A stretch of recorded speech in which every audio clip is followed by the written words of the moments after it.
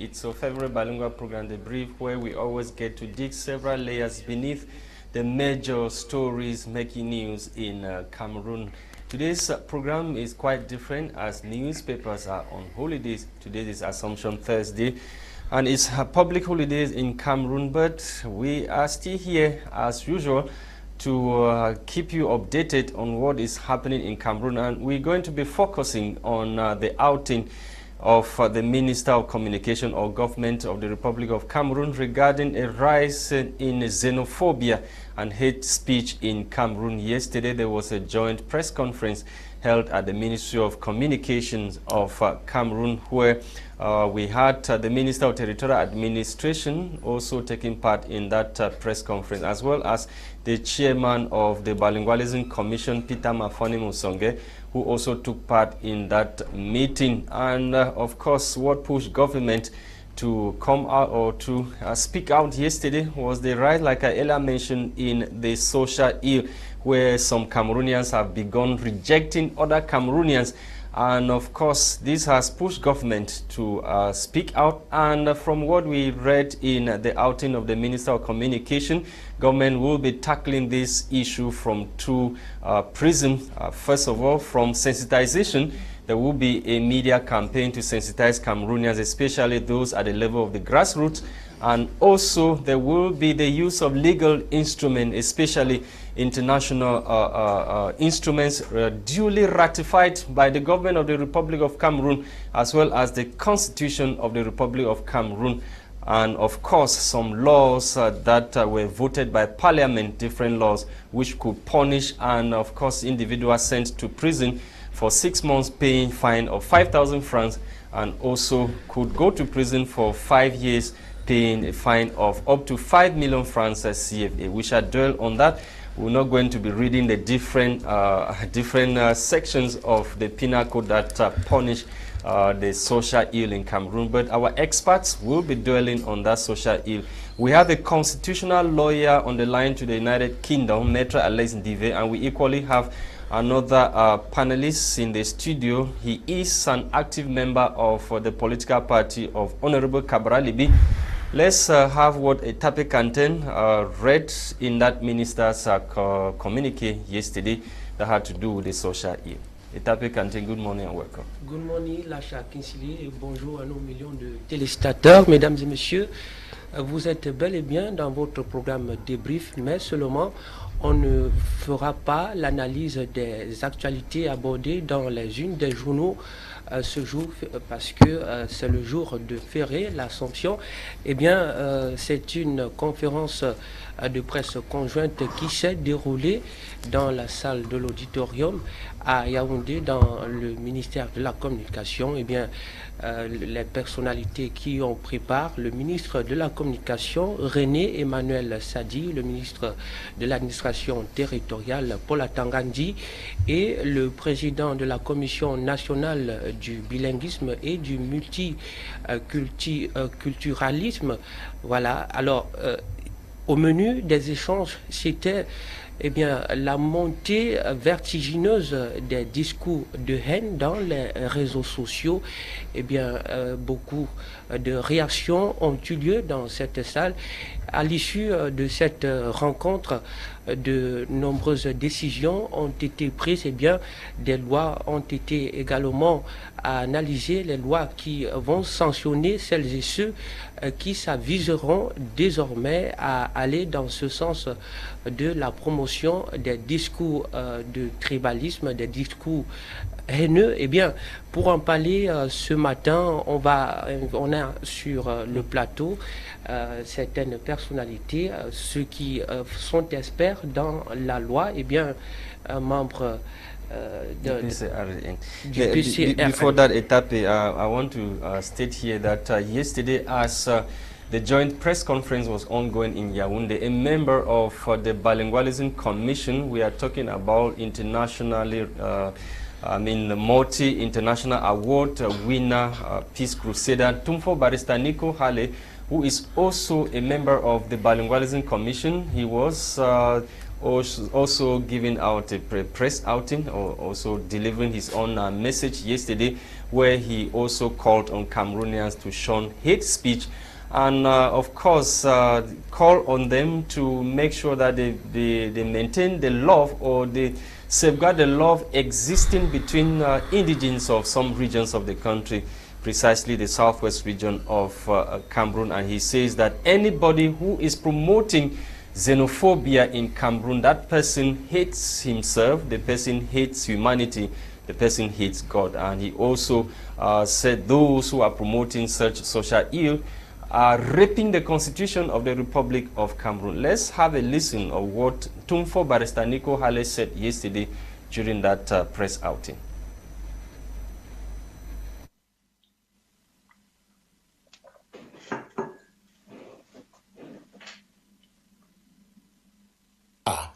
For any person to, I say they are in the wrong place.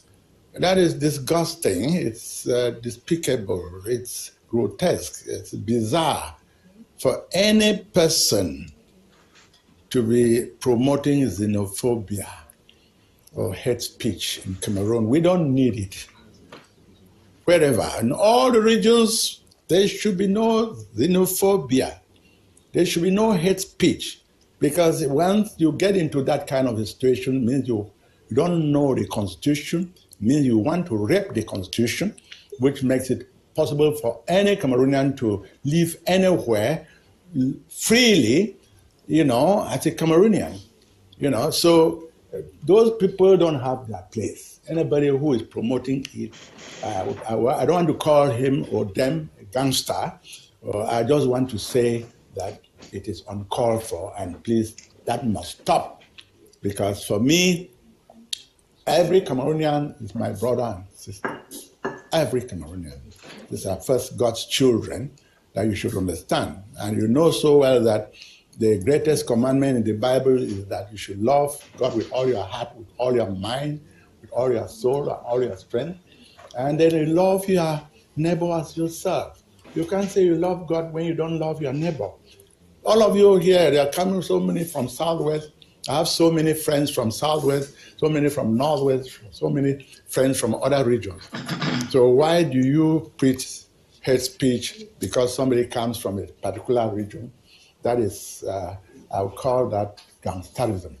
And I cannot accept that to continue to happen. I crack down on that. I condemn it. I condemn it in the hardest of terms. I condemn it. Anybody, anywhere in Cameroon who is promoting xenophobia does not love this nation, is raping the Constitution, and cannot be proud to say, I'm a Cameroonian. We should rather get together and preach love, peace, and harmony. Thank you, our producer. We are back in the studio. But before we introduce our guests in the studio, let's go right away to the United Kingdom to meet Maitre Alex Ndive, who is on Skype. Maitre Alex, good morning and welcome.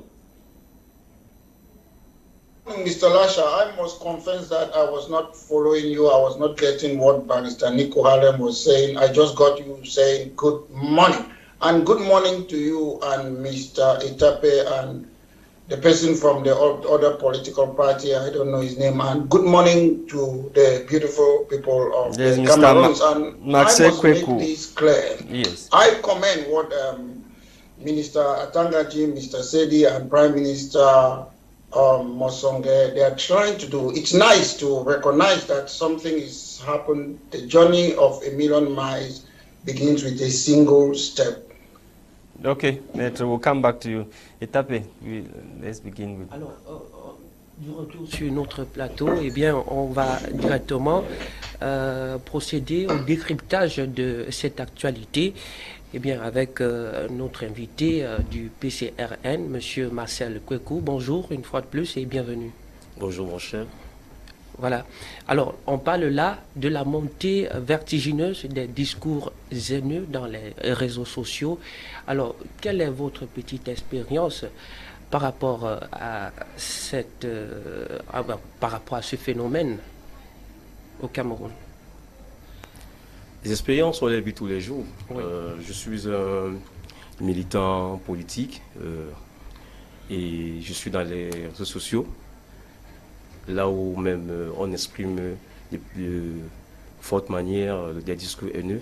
Donc je les subis, je les suis et j'essaye à ma modeste contribution de sensibiliser contre. Alors maintenant, s'il faille que j'en parle en termes sur le plan anecdotique, je pense que ce serait davantage faire la part belle à ces discours. Je préfère plutôt aller dans le sens de décrier, tout en démontrant pourquoi est-ce qu'il n'est pas bon pour les populations camerounaises de laisser cette façon de faire trouver fleurison. D'accord. Alors, il s'est tenu à l'auditorium du ministère de la Communication à Yaoundé. Alors, une conférence de presse conjointe pour mener une réflexion sur la question sur comment, n'est-ce pas, encadrer ce domaine-là. Figurez-vous, les réseaux sociaux aujourd'hui constituent un domaine majeur dans le développement d'un pays, à ce qu'il y a des interventions qui peuvent déstabiliser, n'est-ce pas, un gouvernement. Alors, il était question là de recadrer celles et ceux qui diffusent ces discours haineux, ces messages qui n'ont pas la République, alors de les mettre en garde. Alors, quelle peut être la portée de cette conférence? C'est déjà bien.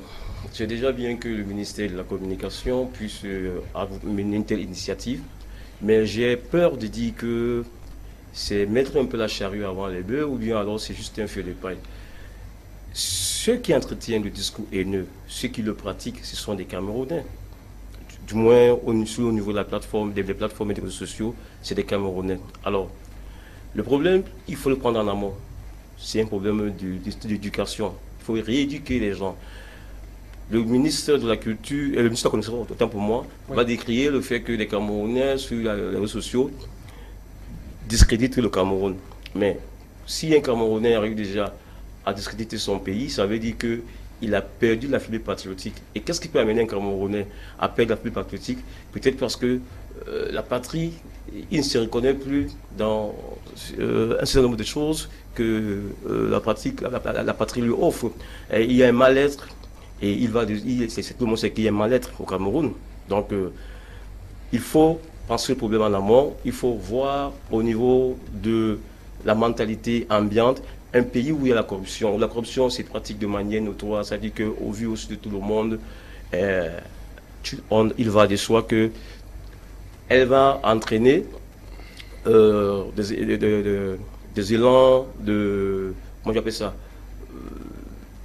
En fait, on va avoir une sorte division? Non, pas la division. Oui. En fait, c'est-à-dire que le repli identitaire, parce que les communautés vont se former rapidement. Chacun va vouloir retrouver un repli, où je me replie vers qui. Monsieur Massé Kwekou, qui est à l'origine de toutes ces choses? Qui est à l'origine? Parce que ça se voit plus dans la classe politique. On voit les politiciens qui utilisent ça comme un instrument. Oui, mais comme je le disais tout à l'heure, les politiciens sont les Camerounais. On a un problème au Cameroun qui est que, au sorti des indépendances, le colon avait utilisé la division ethnique pour pouvoir avoir la même mesure sur nous, quand bien même il ne serait plus là de manière apparente. Alors, quand il a fait le transfert des compétences, c'est-à-dire qu'on a eu un président camerounais, on a eu un gouvernement camerounais. Ouais. Ceux-là ont gardé ce système, ces pratiques. Vous comprenez un peu? Et quand vous allez analyser de fond en comble notre législation sur tous les plans, on se rend compte qu'on a laissé des niches, des petits pans sur lesquels des gens peuvent facilement se frayer un chemin pour exprimer des discours haineux qui émanent du tribalisme, de l'ethnocentrisme. Donc, maintenant, qui serait le problème? Le problème, c'est nous, le problème, c'est le régime en place, le problème, c'est le gouvernement en place. C'est-à-dire qu'il revient à ce gouvernement, qui est garant d'un certain nombre de choses, de veiller à ce que on ait dorénavant une culture qui nous permet d'éradiquer ce genre de comportement. Quand on parle de discours haineux, le discours haineux découle de quelque chose. Il découle du fait que on défend sa partie contre une autre. Et les conséquences peuvent être très très très néfastes, mais très dangereuses pour une république. C'est pour cela que je dis, il ne suffit pas seulement de faire un discours, une sortie. Il faut penser au problème en amont. En amont, ça veut dire qu'il faut ramener de manière très très très effective une communication pédagogique au niveau des écoles, dès la maternelle. Il faut déjà qu'on commence à sensibiliser. On sensibilise les tout petits et voilà, la mayonnaise va prendre. Okay, Maître Alex, I come back to you. Yesterday, the ministry or the Minister of Communication did indicate in the document that he sent out that the government is going to tackle the issue from two prisms, and he talked about education of the Cameroonian people, those are the grassroots, and also using international legal instruments, the Constitution of Cameroon, and of course the laws in place to sanction those that will not respect or who will still continue to promote xenophobia in Cameroon. Lasha, I will agree with Mr. Marcel when he says they are putting the cart before the horse. And Mr. Marcel also talk about the politicians, they are Cameroonians.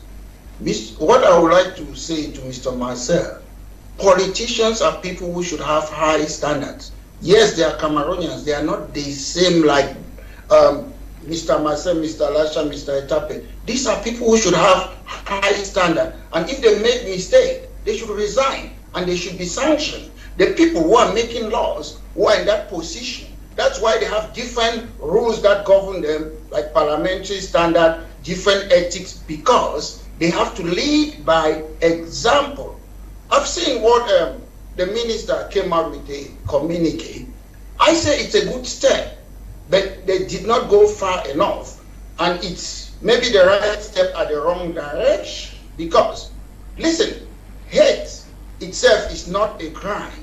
It is the additional element that adds to the offense. I can have hate inside me. I don't say anything. It's not a crime until you use that hate, maybe to go and commit arson, to vandalize somebody or to murder somebody. The minister identified certain causes of hate crime. He talked about socio-economic environment, cost of living, which I agree with him. He talked about our political life. I agree with him. He talked about anti-brigade scandal, people doing what in the embassy, and native land people fighting each other. He talked about our Republican value of what? Peace, integrity, and unity. However, I want to say, what is integrity? The quality of being honest and having a strong moral principle. Do we have that in Cameroon? When we look at what our ministers have been doing, Mr. Bia have locked a lot of them, they have been in prison. That is integrity. The quality of being honest and strong moral principle. Do we have that? So we can talk, but let's start acting. And again, I should bring this very clearly. When we talk about hate crime, there are different types of hate crime. We cannot just generalize it and put it on one box. There are some people who we call, drill seeking. These people are driven, they are immature people, they are excited, sometimes they are drunk, they are bored, then they commit hate crime. That's different. You have defensive hate crime. There's people attacking other people. Either they want to defend their neighborhood, their workplace, their religion. Like we saw some people talking recently about our region, and people with dislike coming there. They are being defensive. We have retaliatory hate crime. Retaliatory hate crime is see for an eye. When somebody commits something, you want to revenge. You have mission offender, which is another type of hate crime, which is, it's rare. This one, people are like crusader, they are doing it because of racial reason or for religion. So the minister has to identify this type of different hate crime. You cannot take one size fits it all.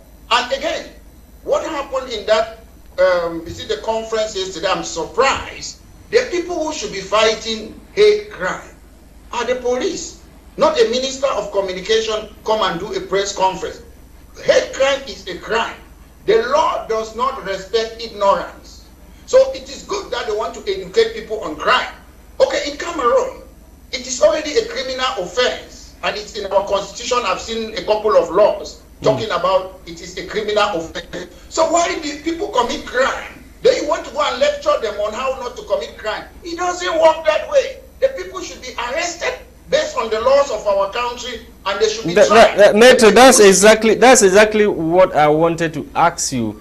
That with all these laws, I'm reading some of those laws for the very first time today. Why is it so difficult for those laws to be implemented? Mr. Lasha, I'll tell you why the law is difficult to be implemented. Is it because of those that is it because of those that are propagating the hate speech? Is there kind of selective justice in Cameroon? Let me question and I will give you an answer. One of the reasons they cannot do it, listen, I should make it clear. I've seen they are saying that the minister talk about UNESCO definition of hate crime because of social media. Hate crime is not because of social media. It's not because of social media. There's something criminal law, Dutch courage. If I want to fight Mr. Lasha, I go and take alcohol, I come and punch you. You cannot use this as an excuse. They call it Dutch courage. So I'm doing what was inside our mind. The social media have only come to expose who we are. That's what the social media is doing. When I was in Guakele, when the government delegate of late blessed memory, may he so rest in peace. When Emma Bazi said, "Enemy dans la maison, serpent dans la maison," he was not arrested. When they said Biafra, when I was in Guakele, nobody does anything. I will not call them. People say the same thing today. And the reason we cannot implement the law is because the lawmakers, the people who are in power, are the one promoting hate crime. So how can you? So is the law in Cameroon? Are you telling me that the law is selective? There is selective punishment or judgment in Cameroon? That the laws are for certain people, certain class of individuals? I'm telling you there's evidence. Do you know something? I'm telling you there's evidence. I'm not the one saying it. There's there. We saw a guy, I don't know his name, you might correct me. Is it Mr. Ipale? We talk about women from Northwest region and South they are smelly. I don't blame him. Because if you have people who are governor, who are top people, they say the same thing and they don't do anything. So in other countries in the Western world, even in China, you set example with the people who are on top. When a governor, when a minister makes such a statement, you sanction that minister. Other people who are down there, they will say, what? If you can do this to a minister, a senator, what about me? That's how you fight those type of crime. When you keep quiet, I'm not the one saying it, we have evidence. People have said such things, we all know. I don't need to say it on your platform because some people look at it as if I'm encouraging it. I don't like it, what these people, they say. If we want to fight hate crime, it must start from top. When we go and look at a common man in the market, he makes a certain speech. You take that person, it doesn't set an example because people who are meant to implement these laws, they believe they are above the law. All this good job that Minister Sadi, Minister Atangaji, Prime Minister Mosonga, with all their good literature yesterday, if they don't take any action, if they don't suspend the people who are saying these things, let me tell you how it works. If you're a member of parliament in the UK, you make such a speech, one, they will withdraw the whip. If you belong to SDF, CPDM, or any other political party, they will first isolate you and withdraw the whip, which means you're no longer a member of that party. Then they will investigate. If they investigate you're not guilty, they will bring you back into the party. If you're found guilty, they fire you out of the party. That is what we expect to see. It is action. We can all be talking and blaming people. Okay, one, I was disappointed. One of the things the minister said, they have to go through media, mobilize and educate people. Mr. Lasha, as a journalist, if you went to journalism school, what happens? They teach you all those ethics. It's not when you're already a professional, they start coming to teach you people what to do on this platform. You are a journalist. You are a professional. So the approach that the minister is taking is not really nice. But another way again, which I'll look at, a nice approach. When I was growing up, I don't know if they are still doing civics. They used to teach us civics. Another point in preaching hate crime. To me, hate crime in Cameroon is more political than other way. I'm sure more than 60% is political. If the CPDM members, they are free to come and express themselves and say anything they want to say, then they don't allow any other political party. The government should be in that position to make the public to know. Opposition are not enemies. Okay, but to make the people to understand that Okay. Maître, 2 minutes before you go, I'd give the microphone to the other guests in the studio. Do you think that the recent meeting in Buea is the reason for this joint press conference, or anti-Sardinat, or Brigade anti-Sardinat? What do you think? What do I think about the meeting back in Buea? Yeah, no, I'm asking the joint press conference in Yaoundé. Do you think it was provoked by the meeting in Buea and the utterances that came out of the meeting in Buea, or the Mr. activities Lasha. of Brigade anti-Sardinat? Mr. Lasha, activism is what we are doing. You can do it through social media. When I mean not negative activism, normally activism means you want social and political change without any violence. Once as there's violence, there is no longer activism, it's violence, it might be criminal. And we are talking today, thanks to the Guardian.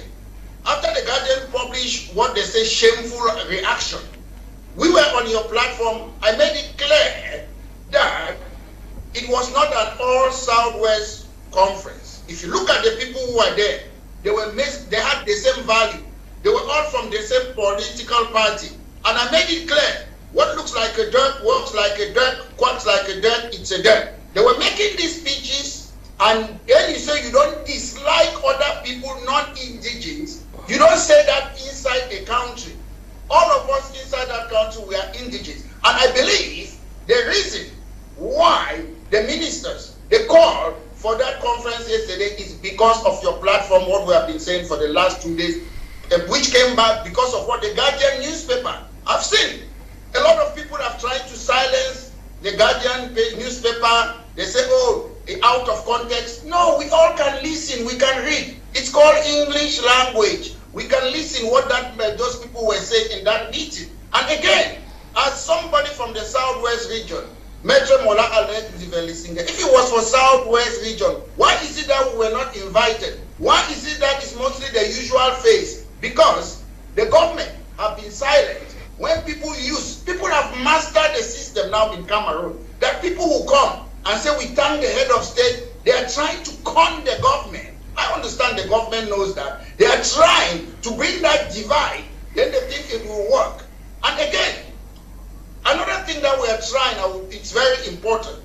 The report of the minister is talking about our bilingualism. I keep on saying, we are not bilingual, we are multicultural. We have 2 official languages, working language, which is French and English. But that does not make us bilingual. If they cannot identify that we are multilingual, then they are part of the problem. We are not bilingual. We speak different language. We are multilingual because the Constitution doesn't put it as an official language in our Constitution, doesn't mean we are bilingual. So these are things that people in office, they should start correcting these things. They should stop saying that we are bilingual. They are trying to hide away our identity of multilingualism. Ok, maître, thank you. D'accord, merci maître pour ce décryptage. On revient vers vous, monsieur Marcel Kwemou. Voilà, Kweku. Voilà, pardonnez-moi d'avoir écorché votre nom. Eh bien, sans doute, le déferlement des discours haineux qui engraissent le tribalisme dans les réseaux sociaux porte atteinte aux valeurs sans doute également démocratiques, la stabilité, la paix sociale. Alors, à quel point cette situation peut générer des complexités pour notre société au moment où les réseaux sociaux impactent fortement sur les médias classiques? On parle de vivre ensemble. Hein. Dans 2 jours, on va célébrer. Oui, mais déjà tout à l'heure, à l'entendre dans ma première prise de parole, je commençais déjà à évoquer la perte de l'élan patriotique. C'est-à-dire que sur le plan individuel déjà, quand vous arrivez déjà au stade où vous pouvez avoir un discours qui discrédite votre pays, vous voyez, ça veut dire qu'en fait, vous n'avez plus cet amour patriotique. Voilà déjà. Il y a aussi que ça peut susciter des guerres, ça peut susciter des luttes, ça peut susciter des bagarres, ça peut susciter même des guerres civiles. Parce que, voyez-vous, le discours haineux, si on prend de manière simple, c'est quoi? C'est une injure, c'est un propos désobligeant à l'endroit soit d'une tribu, soit d'une religion, vous voyez. Donc, si vous êtes musulman et vous commencez à avoir un discours haineux sur la place publique contre les les chrétiens, qu'est-ce qui va s'en suivre? Il risque à avoir ce qu'on voit souvent au Nigeria, c'est-à-dire que la guerre musulmans contre chrétiens. Donc, ce n'est pas quelque chose à encourager. C'est pour ça que tout à l'heure, j'ai dit, moi, je ne peux pas revenir de manière anecdotique sur comment est-ce que j'ai déjà eu à vivre le discours haineux. Ce qui est certain, c'est qu'il existe. Maintenant, il existe. On ne va pas, si on passe le temps à se remémorer des scènes, des discours haineux, vraiment, ce n'est pas ça la solution. Je parlais tout à l'heure que la sortie du ministre... The question is, with these laws, avec toutes ces lois, pourquoi on n'applique pas? J'y arrive, c'est ce que je voulais dire. C'est-à-dire que tout à l'heure, quand je disais que la sortie du ministre, c'est une belle initiative, mais c'est mettre un peu la charrue avant les bœufs. Pourquoi? Parce que il y a des instruments juridiques qui encadrent le mode de vie. Justement, il y a une loi sur le discours haineux. Et il me semble, si j'ai bonne mémoire, qu'en 2019, si j'ai bonne mémoire, le président de la République a même encore fait une sortie de décret modifiant ou bien complétant la loi sur le discours haineux. Vous voyez, avec des sanctions. Donc, maintenant, moi je suis en train de dire qu'il faut faire de la pédagogie avant toute chose. Il faut avoir déjà une politique d'éducation des masses. Ce qui me semble ne pas exister au Cameroun. C'est-à-dire que des gens... But nobody is ignorant before the law. It is the law. Oui. So we'll be talking about sensitization. Mais la loi, si elle est écrite, si elle existe, si elle est codifiée et qu'elle n'est pas appliquée, alors elle ne sert à rien. Alors, donc, il faut déjà appliquer la loi. Mais avant d'appliquer la loi... Is it not the duty of Cameroonians to read the penal code, to read the constitution and know what the laws or the constitution say? Do they need to wait for somebody to come and educate them on the things that they are not supposed to do? Etape. Alors, est-ce que ce ne serait pas pensable que les lois admettent que au niveau de l'éducation, déjà, on essaie de sensibiliser les apprenants pour que nous atteignions une société sans discours haineux? Je crois que c'est ce que j'essaie de dire. Peut-être que je ne suis pas suffisamment explicite, mais c'est ce que j'essaie de dire. Quand je dis qu'il faut revenir à Pépinière, il faut revenir à l'éducation, j'ai même parlé de... Ma question, peut-être vous n'avez pas bien su. Ma question est que la loi, c'est la loi. Oui. Est-ce que le gouvernement doit sensibiliser les Camerounais? Ce n'est pas leur responsabilité de lire la Constitution, de lire les lois. Est-ce qu'ils doivent attendre le gouvernement de venir les sensibiliser sur ce qu'ils doivent faire, ce qu'ils ne doivent pas faire? Alors, je vais vous dire, je vais prendre ça comment? Vous êtes un peu de famille, je suppose. Je vois l'alliance sur votre droit. Ok, ce qui veut dire que vous voulez donner des mesures restrictives chez vous. Vous voulez décider dans la chambre avec votre épouse. Vous n'en faites pas part aux enfants, aux dames des ménages qui est là. Ça reste entre votre épouse et vous. C'est le jour où un enfant commet l'infraction que vous lui dites que, bon, comme j'avais dit qu'on ne rentre plus ici après 20h, tu es rentré après 20h, je te punis. Est-ce que tu lui as dit? La loi existe, hein, mais je pense qu'on est Camerounais, on est africain, on sait même qu'on n'a pas trop l'habitude de la lecture, même là, on n'est même pas très curieux à savoir ce qui est dans notre code civil, voilà. Donc ce que je veux dire, c'est que, puisqu'il est la mission et le rôle de l'État, du gouvernement, c'est d'éradiquer ce phénomène qui, d'ici quelques jours, si on ne fait rien, deviendra un fléau très dangereux. Vous voyez, ce sont des voies. Donc, ce sont des voies. Moi, je donne plutôt des niches. C'est-à-dire que comment faire pour pouvoir, des pistes, comment faire pour pouvoir sortir rapidement de ça. Et ça, je dis donc, ok, il faut donc commencer à faire de la pédagogie à partir des écoles. C'est-à-dire que, je vous dis... Est-ce que c'est vraiment... Je n'ai pas fini. Pas seulement les écoles. Pas seulement les écoles. Vous avez, puisque le discours haineux s'adresse aux religions, aux ethnies, vous avez des chefs traditionnels. Oui. Vous avez des chefs religieux, il faut qu'on travaille avec eux. Vous comprenez? C'est-à-dire que dans des églises, il faut que les chefs religieux commencent à sensibiliser leurs différents fidèles sur le respect du choix de l'autre. Vous voyez? Le respect du choix de l'obéissance de l'autre. Ça, s'ils le font, c'est sûr qu'ils vont tempérer. Les chefs traditionnels, ce sont aussi des gens, des vecteurs, des gens qui peuvent faire passer le message. Donc, l'État se doit de travailler avec ces personnes. Oui. En parlant des chefs traditionnels, quel rôle les leaders politiques doivent également jouer? Parce qu'on a constaté qu'après l'élection 2018 oui. Présidentielle, on a observé une avalanche de discours haineux à travers les réseaux sociaux provoqués par les hommes politiques, ce qui a également abouti à ce qu'on appelle le tribalisme. Alors, quelle est la responsabilité du politique dans cette affaire?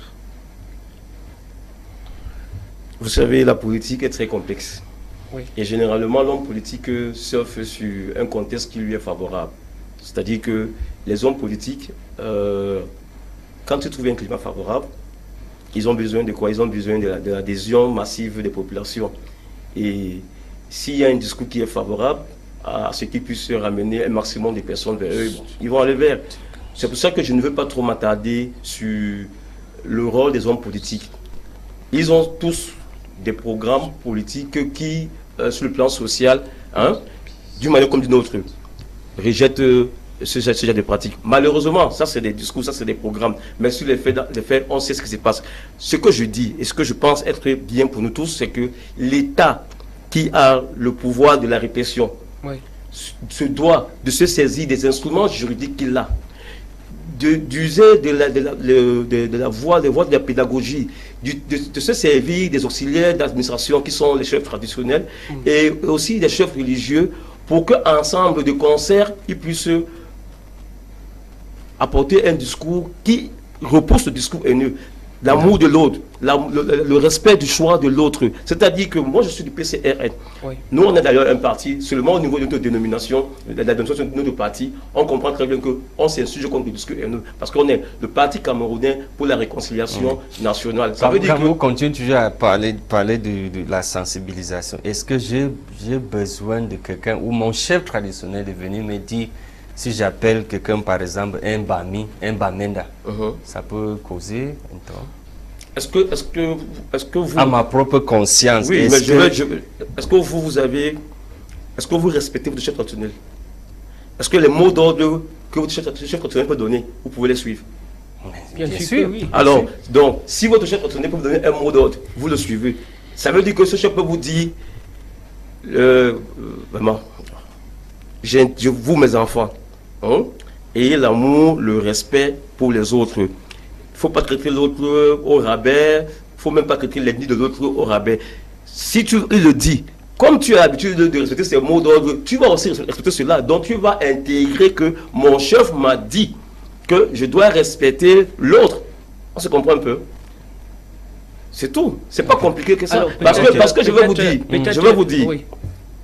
Dans notre pays ici, on semble négliger le rôle que jouent socialement les autorités traditionnelles, surtout dans certaines régions du Cameroun où la culture a encore tout son sens. Est-ce que ce n'est pas parce que ces autorités traditionnelles se sont immiscées dans la chose politique qu'ils ne sont plus considérés comme étant sacrés? Non, c'est pas ça le débat. Je n'ai pas dit qu'ils sont plus sacrés. Je dis qu'on semble ignorer. Je n'ai pas dit qu'ils ne sont pas. Non, ils ont un pouvoir. Les 2 dernières années, il y a un qui s'est très bien illustré, tout le monde parle de lui, le chef Soukoulou. Quand il a demandé, quand il a dit qu'à tel jour, à telle heure, il faut que tout le monde prenne du jujube et regarde le soleil, regarde le ciel. Mais il y en a qui l'ont fait. Ouais. Ça veut dire que c'est un monsieur dont la voix peut porter. Okay. Maître Alex, I will come back to Etape. Maître Alex, government called on the collective conscience of Cameroonians to preserve national unity and, of course, the stability of institutions, aside the other measures or sanctions. I've lived in the United Kingdom as well as in other African countries, in United States of America. I've never heard people talking about we should bring national unity or preserve the institution. I've never heard that in my life. Do you know why they don't say that? Because they are institutions to deal with people who breach the law. I don't expect the Minister of Communication to come and be telling people that respect institution or national unity. These are things that people should know from day one.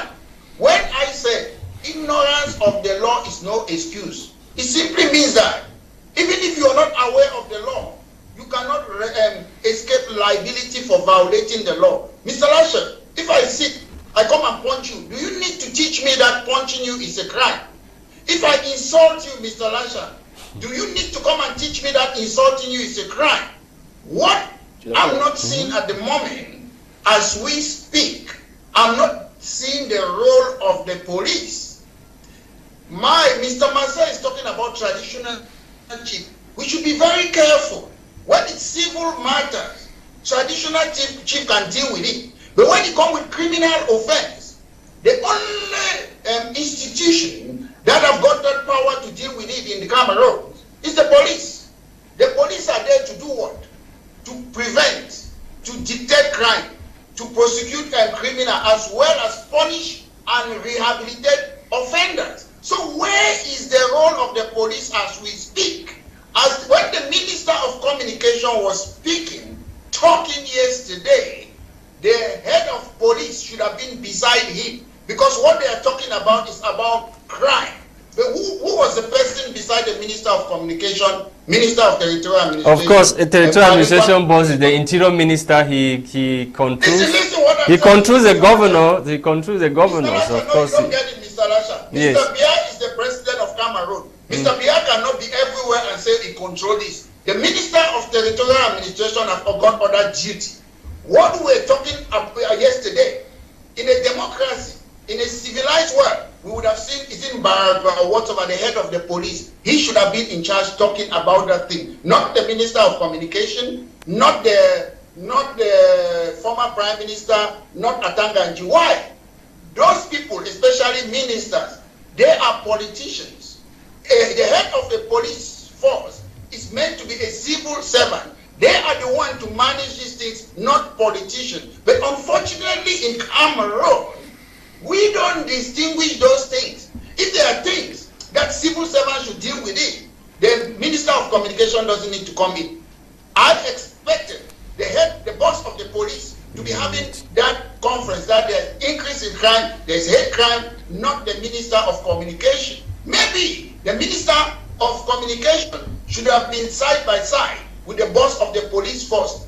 To be honest, we should try and allow people to do their job. The police, they don't need permission. When a crime has been committed, they don't need permission from a minister to investigate crime or to prevent crime. They are police. It is their job. Until we start distinguish this job description, including, like Mr. Massa is talking about traditional chief, the role of our traditional chief should be in the constitution. Okay. The police forces, they should know their role. Okay, Ministers, they run cabinet. Thank you. Ministers cannot be anywhere. The cabinet is very big, the ministry. So Thank you. have to allow police officers to do their job. Thank you, Maitre. Our time is up. Thank you very much. Our time is up. We end with Maxet. Thank you very much. It's always a pleasure to be on your TV, and my best wishes again once more to the beautiful people of the Cameroon. Alors, Monsieur Martial, rapidement, une minute. Quelques secondes seulement. Eh bien, qu'est-ce qu'il faut faire selon vous, selon le PCRN, pour rendre ces lois indiquées dans ces documents gouvernementaux? Eh bien, qu'est-ce qu'il faut faire pour rendre ces lois efficaces? Les lois, elles existent. La loi, quand elle est mise en application, elle devient efficace, parce que quand elle est effective, elle devient efficace. Et ces lois sont des lois qui sont répréhensibles. Donc, c'est des lois qui sanctionnent de manière très très sévère le discours haineux. Maintenant, peut-être qu'il serait difficile de constater, comment constater le discours haineux, mais aujourd'hui, il y a une police cybernétique qui existe. À partir de là, déjà, je crois que c'est une porte de sortie. On peut commencer déjà à sanctionner à partir de ce qu'on peut retenir au niveau de Internet, et voilà. Mais alors, moi je veux dire quelque chose à mettre. L'équitabilité aussi, c'est très important. Oui, mais je veux dire quelque chose à mettre. Quand j'évoque ici les chefs traditionnels, c'est parce qu'ils ont un rôle. Ils ne sont pas les seuls. J'ai aussi parlé, j'ai aussi fait mention des chefs religieux. Mais ça, c'est dans le cadre pédagogique. Ce qui ne veut pas exclure que celui qui est l'autorité qui est en voie de se saisir l'affaire pour faire appliquer la loi ne le fasse pas. Okay, thank you for coming, Marseille Kweku. It was a pleasure having you for the very first time on our platform. We are hoping to have you next week once again to discuss what the newspapers must have said in Cameroon. Thank you to Maitre Alex Ndive for taking up time there in the United Kingdom to talk to us. The program this day was produced for us by Christain, Tebong.